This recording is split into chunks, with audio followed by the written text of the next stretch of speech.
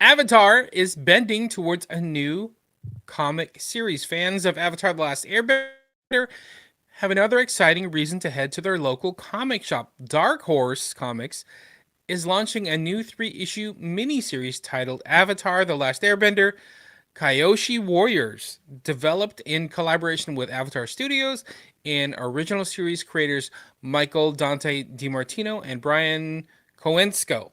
The series is expected to hit comic shops on May 6th. I think that's really cool. I'm I all like for that. this. The Kyoshi Warriors are badass. I'm all for this. I think yeah, I love the Kyoshi Warriors. I want it to be a musical a la K-pop Demon Hunters.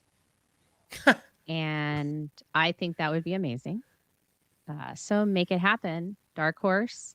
It's not a bad call. Get those comics out so that we can have our dream realized. Let's go. Get that K-pop money. Might as well make it some J-pop money. Who knows? I I don't know. I 100% don't know about that. Again, I'm curious how they portray Suki in this because she's such a good character. Again, it's a comic, so I mean, there's they can go a Mm-hmm. lot of ways with this, but no, I mean, all for the Kyoshi Warriors Yeah, and I do like how I they're. just think they should sing and dance. in I a do. comic.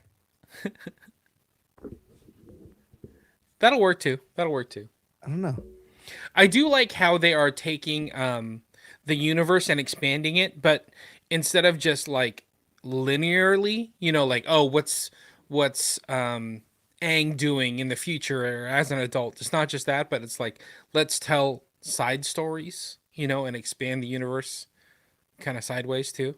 So I'm into it. I like it. Yeah. Okay.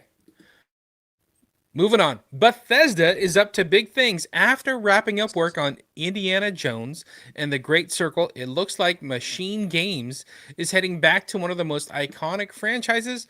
The studio is once again taking aim at the Wolfenstein universe, with Wolfenstein 3 reportedly now in development. A Wolfenstein TV series was also announced last year and is currently in development at Amazon Prime Video. All I'm right. for this. I love the Wolfenstein series. There's just this game series is really good, and the other thing is that it's somewhat relevant right now. So it's kind of like, it's crazy, and I think Amazon, I don't know, they're taking a big leap with doing Wolfenstein because uh, where Wolfenstein left off, the last game was in the 80s in a world where the Nazis won, right? So if the last game was in the 80s, I'm curious if they take the plunge and go into the 90s or even like to modern times with Wolfenstein. Hmm. I just think they're scary motherfuckers.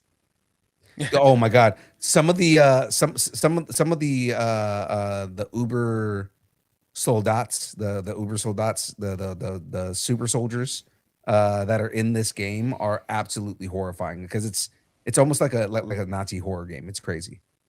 Hmm. Interesting. Interesting. Cool. All right. Yeah. I have no other comments beside what I said. I Mhm. stand by that. Okay. HBO's Harry Potter television series just locked in a huge creative win. Hans Zimmer and his company Bleeding Fingers Music are officially on board to compose the show's original score. I like this. Setting the music foundation for their Wizarding World, the series will adapt each of J.K. Rowling's 7 novels into its own full season and will premiere in 2027. In the meantime, Zimmer is currently Oscar shortlisted for his work on F1, and audiences will also hear his music in HBO's Euphoria and Dune Part 3. He's getting some work from Warner Brothers. Good It's for gonna you, be Hans Zimmer. Well, it's yeah.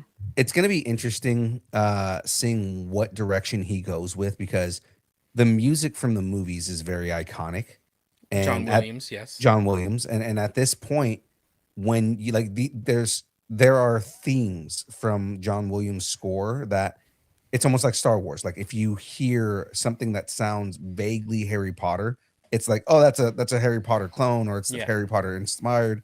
That's how you know that something is iconic, is when an entire, like, a score from a movie becomes its own genre. Yeah, totally. Yeah. So it's Yeah. gonna. Well, I I'm mean, curious to it see what Hans was Zimmer, if he differentiates himself or if he stays within that genre.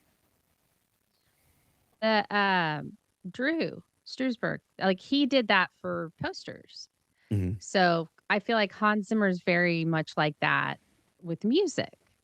Mm. Like you can listen to music and automatically know, like be transported back to that IP.